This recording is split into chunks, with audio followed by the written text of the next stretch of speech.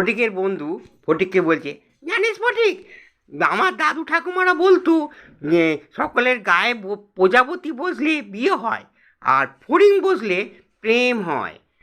তখন ফটিক বলছে, ওই জন্য আমাকে কোনো মেয়ে দেখে না, আমার দিকে তাকায় না। তখন ফটিক বলছে, কেন কেন তোর দিকে তাকায় না কেন, কিসের জন্য? তখন ফটিক বলছে, আরে আমার গায়ে খালি মশা বসে। মেয়ের বাবা মেয়ের প্রেমিককে বলছে, আমি চাই না আমার মেয়ে সারা জীবন একটা বানরের সঙ্গে জীবন কাটাক। তখন সে প্রেমিক বলছে, হ্যাঁ স্যার, আমিও তো চাই না যে আপনার মেয়ে সারা জীবন একটা বানরের সঙ্গে জীবন কাটাক। তাই আমি আপনার মেয়েকে এখান থেকে বিয়ে করি নিয়ে যেতে চাই। ব্যক্তি তার স্ত্রীকে বলছে, আমার মাথাটা একটু টিপে দাও তো। তখন তার স্ত্রী বলছে, আচ্ছা আমি যখন ছিলাম না তখন তোমার মাথা কে টিপে দিত?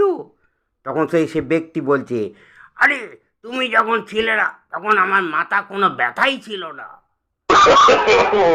স্কুলে ছাত্রের বাবা তার স্কুলের স্যারকে বলছে, স্যার আমার ছেলে কি বড় হয়ে ডাক্তার হতে পারবে?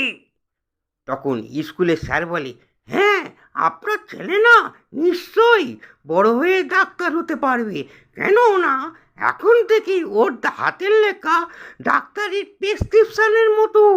তারপর ওর হাতের লেখা যা, যে কারো পক্ষে পড়া তো অসম্ভব।